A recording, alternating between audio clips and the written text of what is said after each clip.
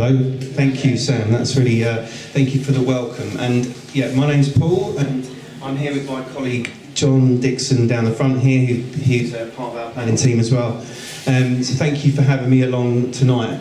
I'm afraid I'm the culprit of one of your many consultations that you're having to go through at the moment, but I can assure you it is very much at the earliest stage of that, so you have got an absolutely chance to engage with the process, because we are right at the beginning. And hence, I suppose my keenness to come and talk to you really. So, just for a little bit of context on what Sam has said, some of you may know that the City Council and South Cambridgeshire District Council merged a number of services over the last 3 to 4 years, and planning for its sins was one of those. So part of that is to develop a joint plan which incorporates both the city boundaries and South Cambridgeshire, which geographically is quite a sensible idea, but comes with some interesting issues as well. You may have noticed that we've only just adopted essentially 2 local plans, and for the city you adopted a local plan in 2018, and we wouldn't really usually be starting another round of plan making, but I think there's a number of points within that the context of planning has changed quite dramatically, and the level of development in this area is enormous, as you've all noticed, and you've got the previous speakers telling you about some of those developments as well. And there is a need for us, from a legal perspective, when we had those plans examined, to review those plans and made sure that they were fit for purpose for the next 15 to 20 years. So we're here again. We did some engagement last summer at a very early stage. I don't know if some of you came along. I believe Sam was there at some informal sessions about what we thought the new local plan or the joint local plan should be looking at. A number of issues have emerged within that timescale that would need to be considered within that plan process. And I suppose, having had a brief conversation with Chris during the break, I think it's a bit of a dark and murky art, plan making. It's very separate from development management, and I'm not sure that everybody, including myself and many people I work with, who fully understand what that process is and why it's in place. So I have suggested, if there's questions, happy to take them, but it may be worth me coming back another time and just lifting up a level and explaining how local planning works and what it's for and what our legal requirements are and why we do it and why things are done in a certain way and what sort of statutory requirements we have to follow with that. So the Greater Cambridge local plan. So this is our new local plan, and it's a joint one. Essentially the first consultation stage of this plan started on the 13th of January and runs until the 25th of February. And the way that local plan consultations work, it's not on specific sites or anything like that, it's about what the plan should look like for the area for the next 20 years. So this is the very first conversation, so it's coming to communities and stakeholders and saying, what do you think the key issues are? Now this is live, and I've got some leaflets and I've got some of the issues and options. Traditionally it was called an issues and options. We're trying to reduce the amount of planning jargon that is within planning. Some of you have one of these sitting on your lap now, and I'm going to have to ask you to put them back, because we are trying to go paperless, and this whole document, which is one thing I am very proud of, is that we've made an HTML version of this which is live, which is on the website. We can provide you with paper copies if you ask, and can take some notes at the end if you would like a paper copy, but it's actually really accessible. It's accessible on mobile. You can access individual paragraphs and chapters rather than having to trawl through a 500-page PDF, so you can see what's relevant. And we are trying to develop that in a way that's actually accessible to people as we go through the plan. So those copies, because there's only 6 of them I brought, and we've done them at a number of our roadshow events, we are trying to push people to go to the website where you can comment in a certain way. I suppose I'll preempt and say there's lots of ways you can engage with this. If you go to the website, there's some kind of basic and anonymous comments that you can put against each part of this issues and options consultation, where you can just say you agree with this question or you agree with that question. But there's also, if you log in, you can put some more detailed comments in, and all those comments will be collated. And if you want to send them in by paper or by PDF, is there a form for that, John? There's a online form for that, but we can touch base on that a little bit later. What is the website? It's coming. So The issues and options report, this is the first formal stage of the plan making process, and it's basically what it says on the tin. It's the issues that the local area is facing and the potential options that we could look at. And it really is the first chance for everybody to say what their issues are. And I think, you know, you can probably count all of those issues on two hands. They're pretty much standard across most plan making areas. From our initial engagement with stakeholders and residents and groups last year, before we even started the process, we came up with a number of recurring themes that people were really focused on and were really acutely aware of, that were going to affect the way that Cambridge and Greater Cambridge area are kind of developed and grow, or what the case may be, over the next 20 years. And those four themes in our lovely tree are climate change, and within the context of both Cambridge City and South Cambridge District Council have both declared a climate emergency, and they have both declared that they will reach a zero carbon economy by 2050. Biodiversity and green spaces, a real clear steer that this is a key aspect for how the local plan and how it should deal with things.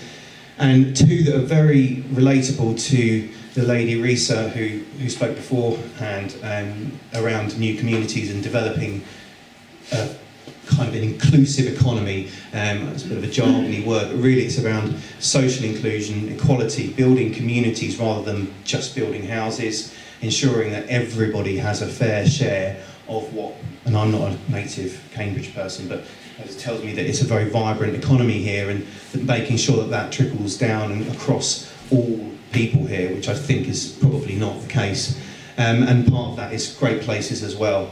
So that's a lot of stuff to be delivered.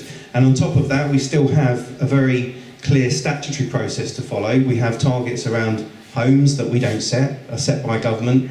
We have infrastructure, the delivery of infrastructure to support those homes, which is not necessarily delivered by us as councils. It's delivered across a number of different stakeholders, including you live in a very complicated area where you've got local councils who do planning, you've got county council who look after the highways, you've got a combined authority who deliver the infrastructure, you've got a Greater Cambridge partnership. So it's a very complicated partnership that we have to manage to bring all this stuff together, and all different people involved in that. And the jobs, which essentially drive the housing. So in the consultation, we're asking you, do you agree with those things? Do you agree with those are the themes? Do you think there should be some other themes in there? Are there other issues that you feel are important? Do they sit under that? And how we should prioritise those things? One of the biggest things, and I think this very different context of this plan we'll have to deal with, is how we achieve net zero carbon by 2050. Now, I don't think anybody particularly has a handle on this. As I said, both councils have declared a climate emergency, and the government requires us to achieve net zero. Now, net zero can mean lots of different things, so we're going to have to do a lot of work in understanding what that means and how we deliver the current growth that we have planned at net zero, let alone any further growth or whatever we have to do to get that, to get to that target. So part of that plan making process is doing a number of different pieces of evidence-based work on some of this stuff. And when I say evidence-based work, it's basically research. It's commissioned by the councils to understand what the position is and how we could get to that with the constraints that we're working in, and putting that together. The other theme, next theme, is how do we increase biodiversity in the area? It's quite intrinsically linked to net zero carbon. Again, both councils declared a biodiversity emergency. There's lots of issues from an environmental perspective in this area, not just from an infrastructure and carbon issue, but certainly for biodiversity and the loss of green spaces, or having good quality green spaces, not necessarily just farmland, but actually having good quality biodiverse areas, and that has to be balanced within this process. And that was a very clear steer from a number of people, and that's not just from a city's perspective, but in South Cambs as well. Because like Sam said earlier on, the area, Greater Cambridge as an area, is under a lot of scrutiny nationally. You've got Camcox Arc that's being proposed by central government. You've got huge growth being proposed, and locally we're the ones who have to negotiate that and make it the right growth for residents, if that is to be the case.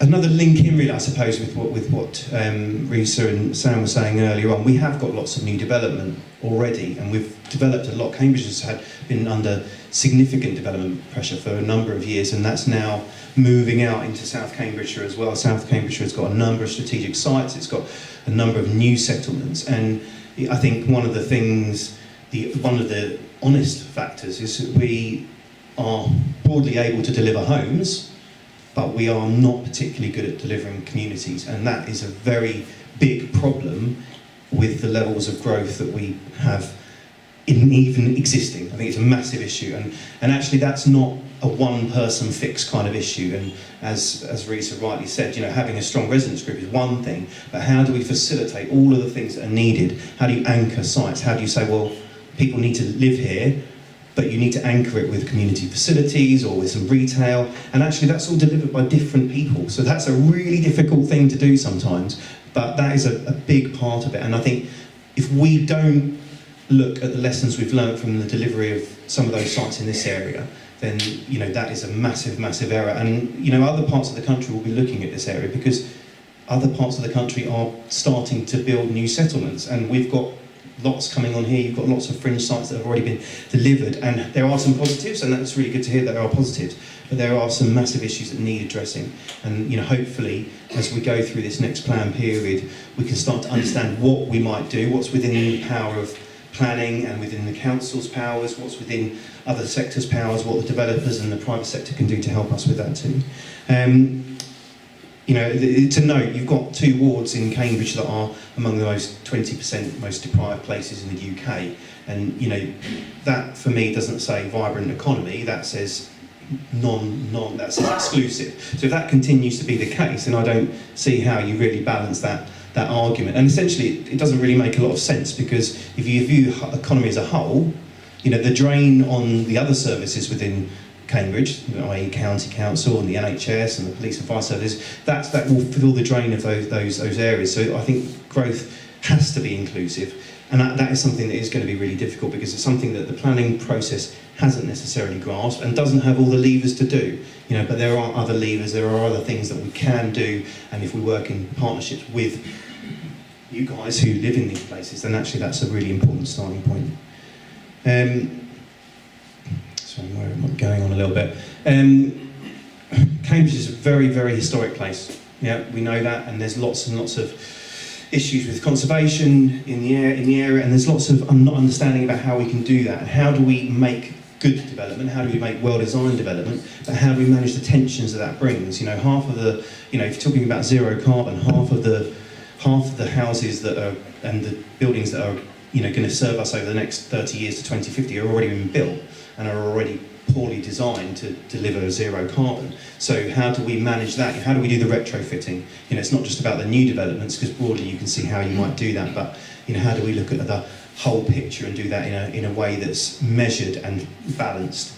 And there's a new national design guide. So as we talked about places and building places, it's not just the places in the community, but it is the quality of the aesthetics, the design of them, and I'm not talking about how if they look pretty, but if they are functional and well engineered for people to do things and get to the places without having to, think, oh my God, why is that put there? That's in the middle of my footpath that I need to get to, or whatever the case may be, because we just don't see that. We make a plan and it goes down so many levels before the developers get to site, and there's so many different parties involved, it's very difficult to make that happen sometimes, but it's not impossible, and it certainly shouldn't be something that we need to aspire to.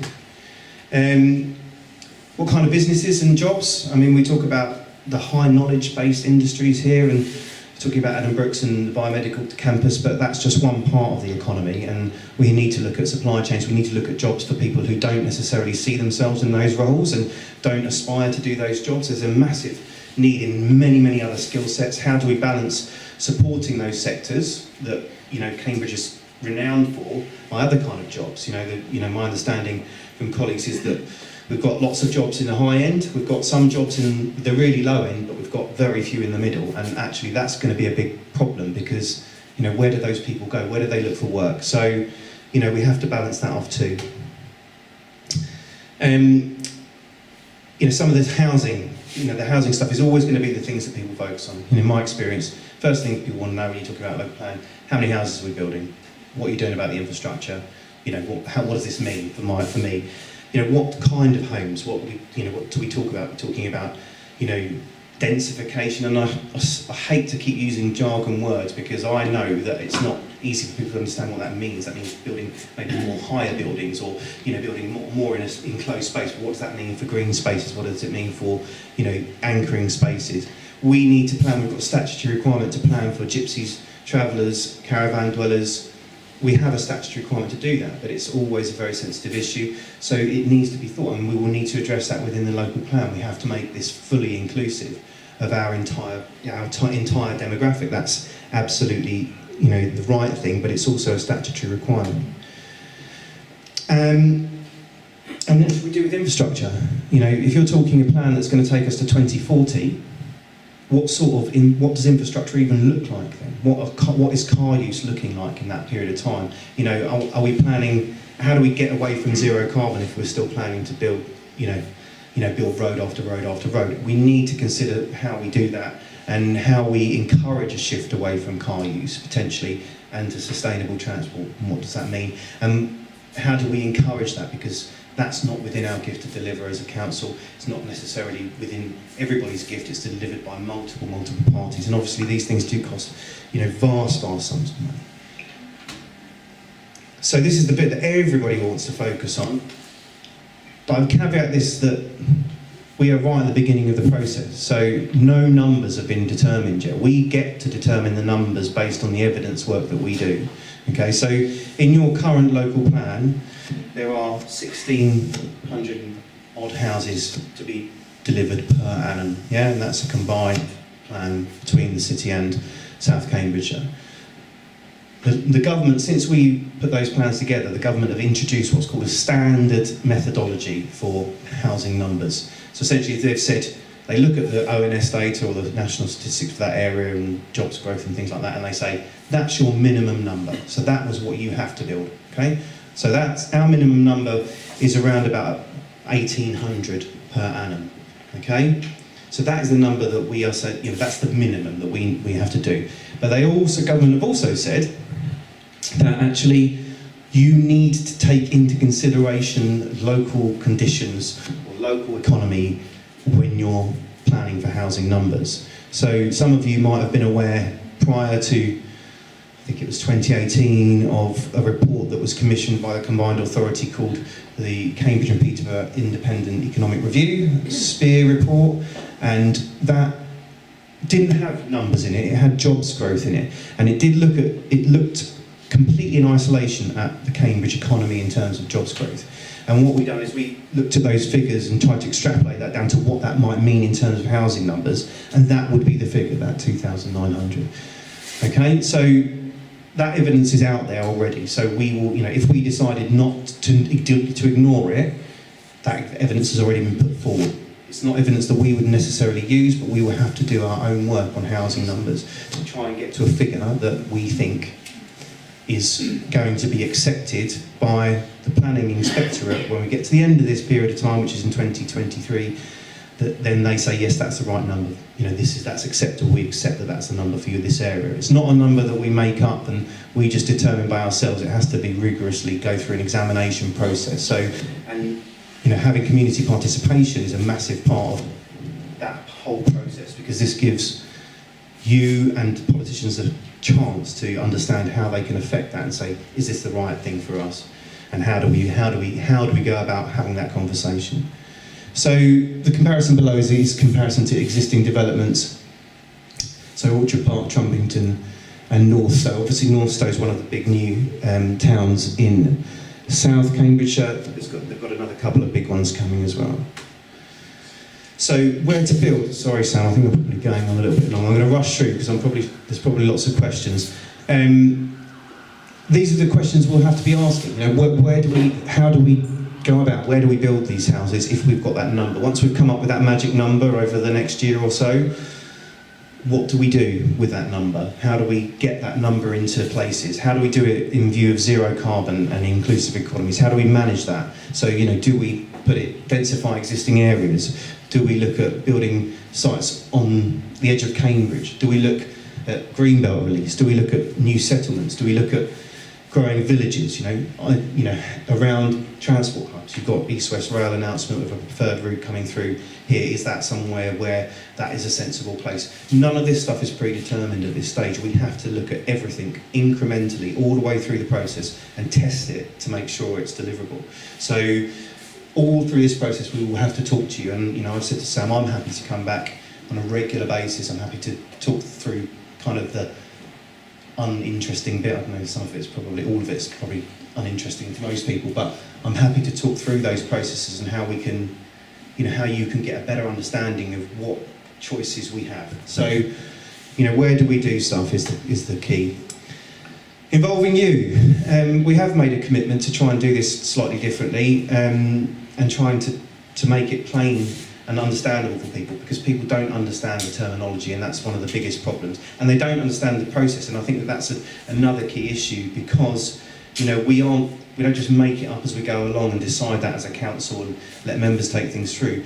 This process has to be examined at the end of it. If anyone's got an interest in planning, you will look around you at some of the other councils who are putting plans together, and they have been thrown out by the inspector at the end. So the cost to the public, the cost to the council of developing a plan over 3 to 4 years, and it's not found sound, and then you open up to speculative development where developers can essentially build wherever they like or put outline permissions because you haven't got a supply of housing. So this is a really important document to say, this is the framework. Not everybody's going to agree with it, but this is the framework that we've come up with as a council, as a community, for the next 20 years of where we think stuff should go.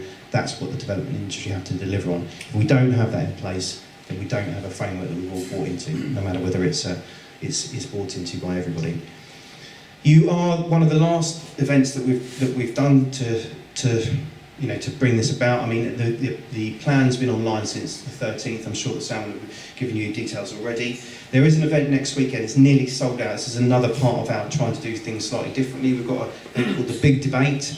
And it's a Pecha Kucha event, and I didn't know what that meant beforehand, but it's a very short and sweet slideshow, and we invited applicants from across both council areas, a real range. We've got a range of different community groups, youth groups, different interested parties who have put an application together to come and do 20 slides in 20 seconds per slide. And it's supposed to be a bit fun about how they think the area should look, or things that they should bring forward. So there are still some tickets left. I think, are there, John, do you think? There's some tickets. It's at the Corn Exchange. Details are on the cards, are on the website, so you can go and log in. There is a £3 surcharge which I got told off for putting on there, but it was really only to secure it, and it will be refunded at the end, because we had a lot of interest and we wanted everybody wanted to come. We wanted them to have a seat, and sometimes when people sign up to something for free, they won't necessarily come along. So have a look at that as well, and do have a look at the website, because it has got constant updates and it has got the whole issues and options document on there. There is a shareable video too. We have started to do some media. We will try and improve that a little bit. That's the Big Debate. Quick fire format, visual. Hopefully it will be informal. I'm sure it will be lively, and it's next Tuesday. So that's the website. It's on the leaflets as well. If I could ask you to put the issues and options thick thing back and go preferentially to that. It's got a really good mobile version, so please do that. If you do want a hard copy and you don't have access to email or online, then please let me know, or John know. Okay, thank you.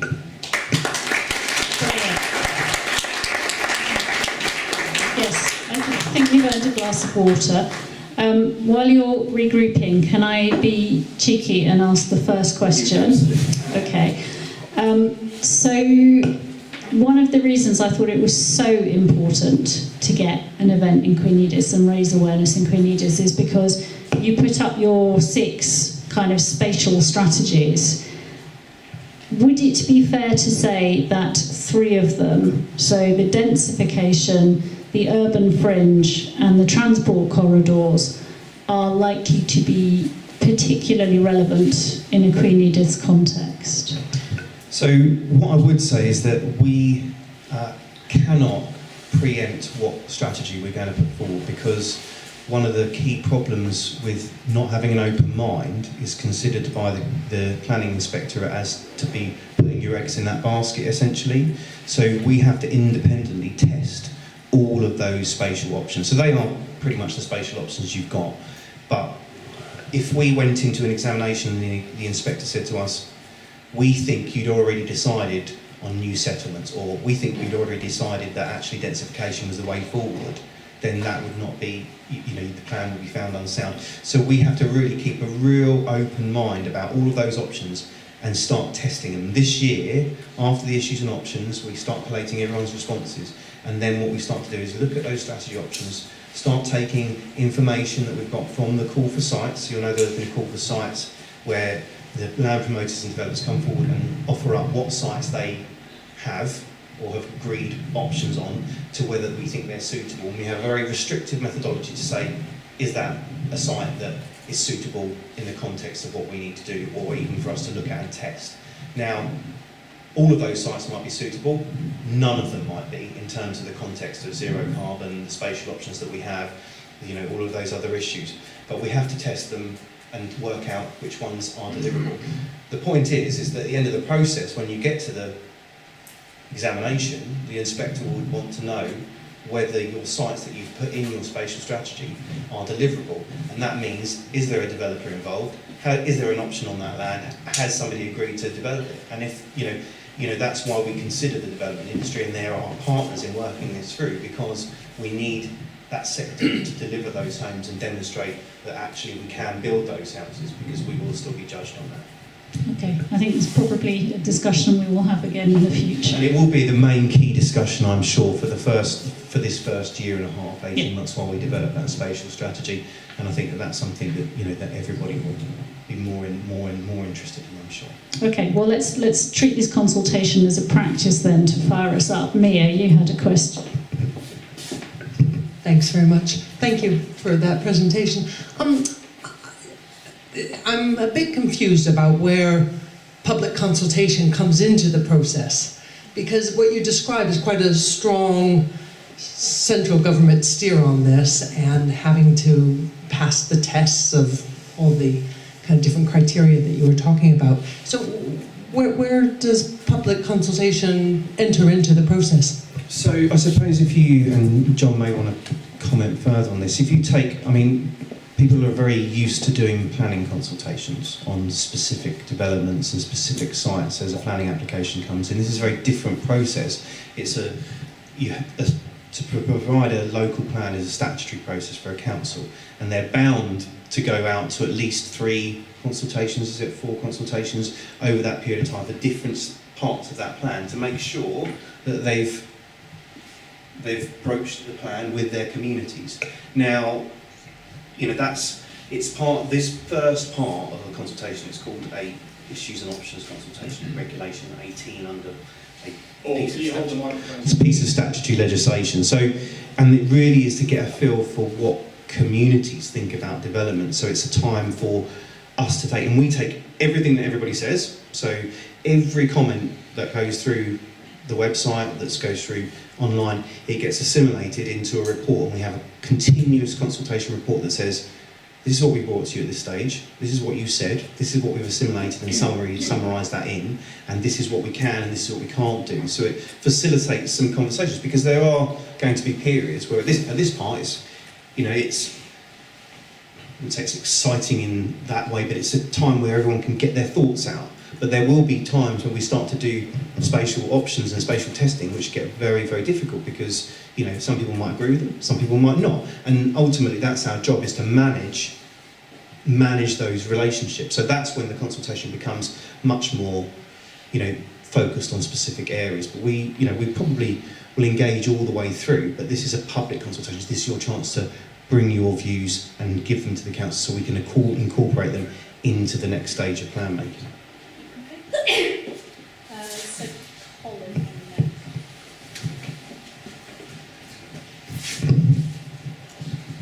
Can I ask you because you gave the impression that sitting on high is the inspector. Now, can you tell me what is the vintage of the data that is going to govern his acceptance or rejection of anything that comes through the great public? Okay, so the inspectorate is the planning inspectorate. It's part of MHCLG at central government, so they are independent, and I suspect John may be better placed to comment technically on what they have a whole process. I don't know if you want to. I'll hand you over to John because he's our technical lead and he's probably more capable of giving you a better answer. So they have to determine whether the plan is sound, and to do that there are a number of set tests set out in, again, national planning guidance. There's a thing online called the National Planning Policy Framework, and if you're feeling like becoming a planning geek, it's worth a read. So that's the test they will apply, and they will effectively be testing the plan and all the policies within it as to whether they are sound.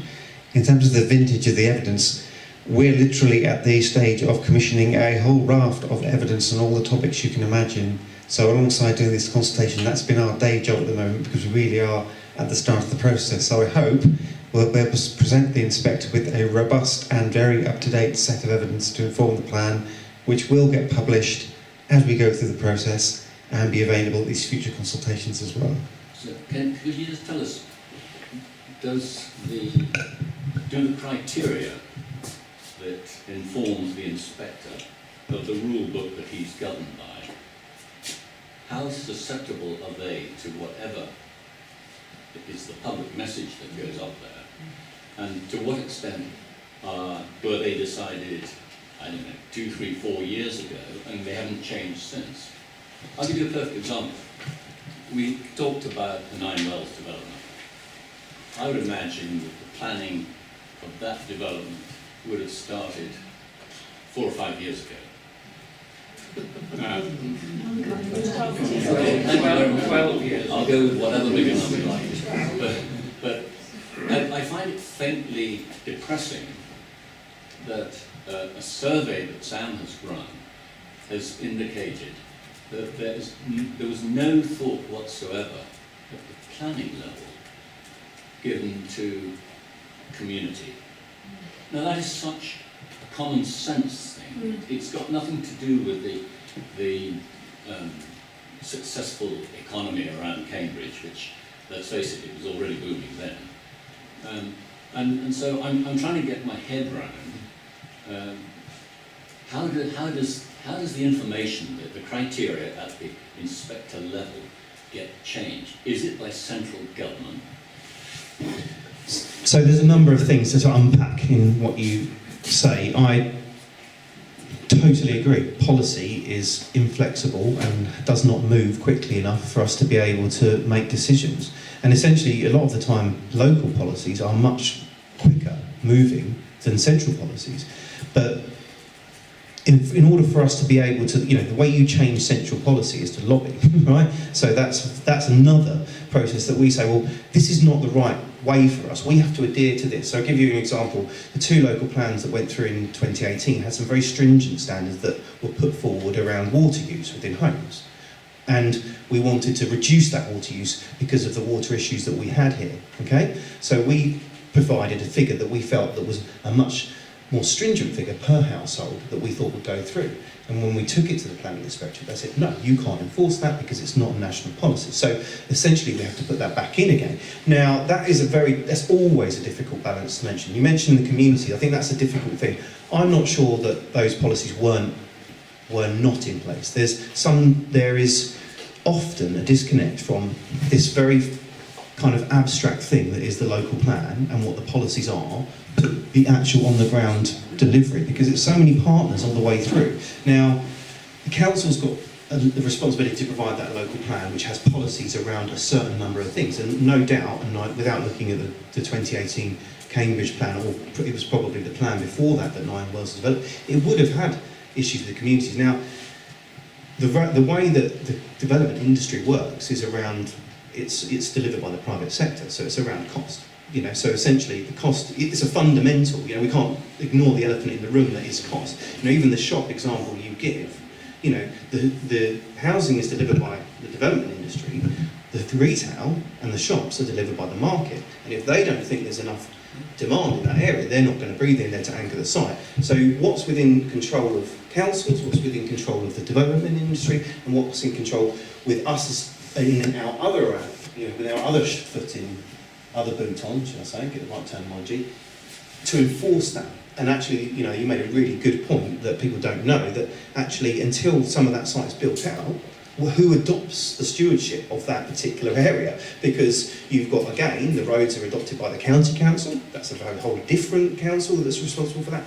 So it's a very, very convoluted process. It's not simply down to planning. A lot of it's down to the number of different levels of local governance in the area and the kind of systems of impact of having the private sector in there and all those things.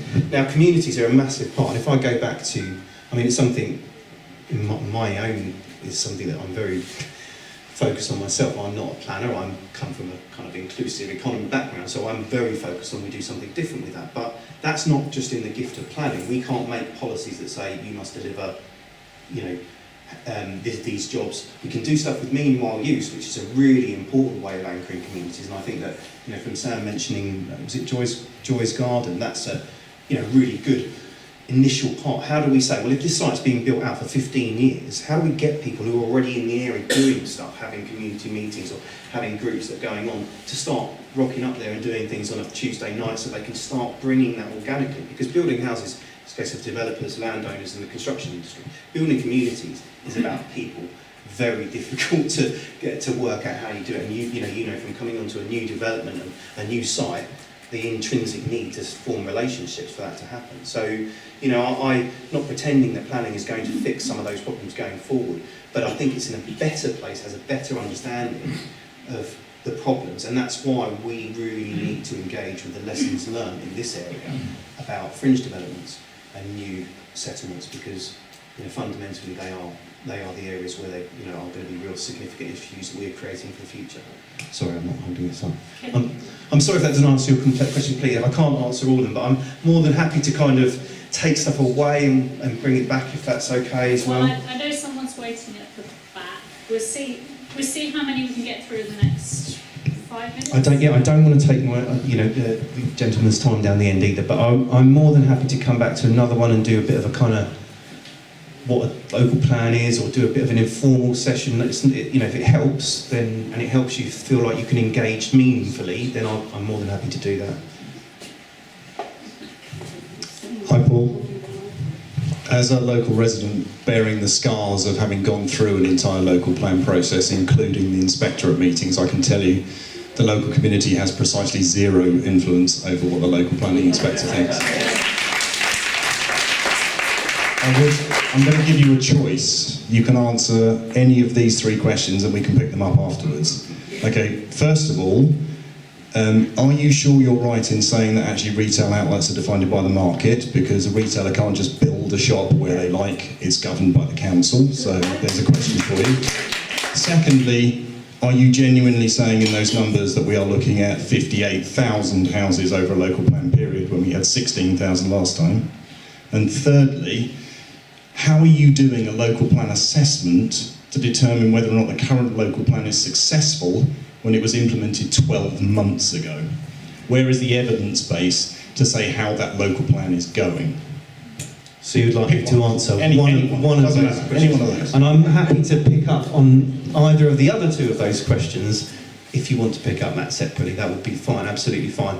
I will pick up on the local plan question, because I think it's probably one of the most relevant, although they're all quite relevant. I'm not sure I completely agree with either of them, but we could have that conversation. I think from a monitoring perspective, you're absolutely right. We're starting on a process that we had two local plans delivered in 2018, and we've only just in 2-3 weeks' time are producing the first monitoring report, which says we're legally obliged to monitor those local plans to see how they are doing on a yearly basis, to see what's being delivered.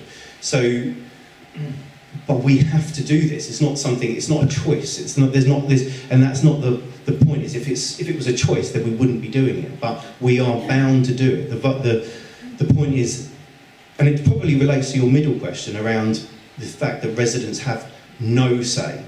Now, that may be the case, but unless, we have to follow a process, and I would say that the people who are engaged with or participate in a plan-making process is probably around about, I don't know, maybe 1% of that population, I don't know, maybe less. But actually, the biggest win would come from if you had the ability to have a bigger footprint of participation that says, why is this happening? What are we doing about it? Because we don't have the power, we just have to go through a legal process. And you will know, that councils aren't exactly in the most resource, I haven't got huge numbers of resources to be able to do, plan after plan after plan to get them thrown back out again. I think planners, ultimately, they do want to do the right thing, but I think that the way that the system works necessarily doesn't work, but you have to engage with that, and I'm sure that you went to the examination. I think if you did, you probably would have seen John there, he's scarred for life from it. So, it is one of those things that I know that every single person in my team, all of their thoughts in their head are thinking, how do we get this through the examination? How do we get to that end point? How do we do the right thing for the community and get it through to the end point? I don't have the answer to any of those questions, but this is the start of a process, and it's in a different context now, because there's a number of national priorities that have changed since 2014. I mean, I would say that it was 2014 that plan was submitted, and 2018 when it was adopted. So, if that 4-year timescale is anything to go by, you can see of how slightly nonsensical that process is, because those policies were potentially put together with evidence in 2012. So it's better that, or at least we're doing something that's current now. We have an opportunity to look at things in the current context and look at things slightly differently, because the plans you currently have in place are potentially out of date, aren't they? Okay. But I am more than happy to have a conversation if you want to have a conversation about those other aspects. Right, can we do it really quick? You've got Chris right next to you. I think she's earned the right to ask a question. You said in your answer before last that it's really important that we learn the lessons from the fringe projects like those that have been around here. What do you think those lessons are? I think that there's a number of lessons around the communities and how we integrate communities from my perspective. And I haven't got the experience of this area. I've worked here for 2 years, so I don't live here, so my experience is quite recent, but from what I can see from colleagues and from what I've learned in other areas, Cambridge is actually quite far ahead with its development. They've done a lot more of these developments in certain other places, so they have got lessons to be learned. But the fact is that there's communities that are already having problems, and not just your community at Nine Wells, because they weren't anchored properly in the first place. Now, I think new towns and lessons learned from new towns previously are all there for people to see. I think probably we're making the same mistakes, whether it's because there's issues with the way that governance is put in place and the way that those areas are delivered and the fact that how they're stewarded in the future. That may be something that's causing those problems. But I said to Sam, we are doing some work on Northside at the moment, where we're trying to do some lessons learned from that to take into the new process. There will be a number of streams of evidence, especially under the theme of inclusive economies, of how we try and create a better place, or try and put a framework that allows for that, or at least an agile framework of policy. I say that very loosely, but this is the framework, so it doesn't do the doing. It provides a framework for how you do that. It can be interpreted by we still have a discretionary planning system, so essentially it's interpreted by the people who then deliver those sites and deliver those communities. So it's a wholesale process. This is only one part of it. It sets out the framework for that. Okay, can I borrow that minute? I'm looking at the time. I'm going to suggest we take one more question, and then what I think would probably be okay, if it's okay with you, Paul, if people can email the community forum their questions, we can group them all up, we can send them on to the Shared Planning Service, and we can publish the responses, so at least people who didn't get to hear their question asked and answered today will be able to see a response. Is that okay? Because I'm just conscious that people are starting to flake out with the heat apart from anything else. Okay, one more question. Okay, that hand went up quickly. Check shirt. Yes, I have a question regarding the current plan obviously takes up a lot of the green belt, GB1, GB2, and on we can go. And clearly in one of your slides, this is one of the other options which will be explored. No, I seem to remember the language for the use of the greenbelt has something like in exceptional circumstances greenbelt, or some phraseology like that, okay, rather weasel word. So I would like to know who actually makes the final decision about the use of the greenbelt for a particular plan. So we will be doing a greenbelt review, so essentially you would do a greenbelt review based on your other considerations. I think the word exceptional, it's an interpretation, isn't it? So, John, do you want to explain a little bit further about that? I'm going to hand over to that particular question. So greenbelt is one of the options we need to look at. We need to really show the planning inspector again that we have considered all reasonable alternatives, and one of those alternatives is the greenbelt. No decisions are made. We're purely looking at all the options at this stage. We do studies to look at what the impact of the greenbelt is, how the areas of greenbelt are contributing to greenbelt purposes, and there are certain conditions we have to look at, as well as just deciding on the strategy whether it should be greenbelt. There are certain tests set out in national guidance looking at those circumstances, which is effectively, in summary, looking at whether you've explored all other options before you do it and understanding whether that really is the best option for your growth. And we're still at the very beginning of that process.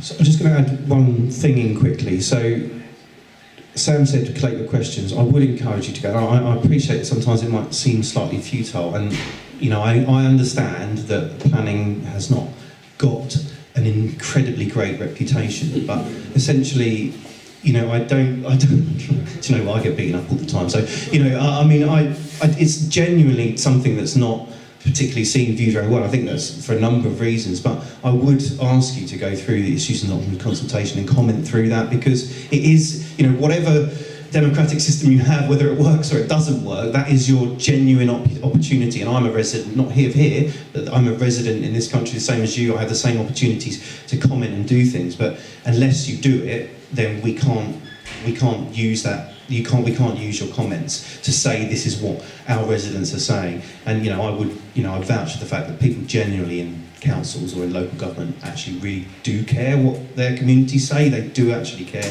They're the people who are trying to do the best and mediate that. We don't get it right all of the time, but it's something that we will try and do, and we will try and listen a little bit harder. Okay? As the word democracy was mentioned, I should probably point out that the plan will have to be approved by city councillors as one of the bodies, and this year in May we have a once in 20-year event where the entire city council is up for election in one go. So as a community forum we'll be holding a hustings event, and there will be a lot of people standing this year because the parties will have to put up 3 candidates instead of 1 and that sort of thing. So there'll be a lot of people to talk to and really pin down who want your vote in the election. So make sure you do, because this will be one of the big jobs they have to do, and it's very important that we hold them to account on that. Vote for Sam.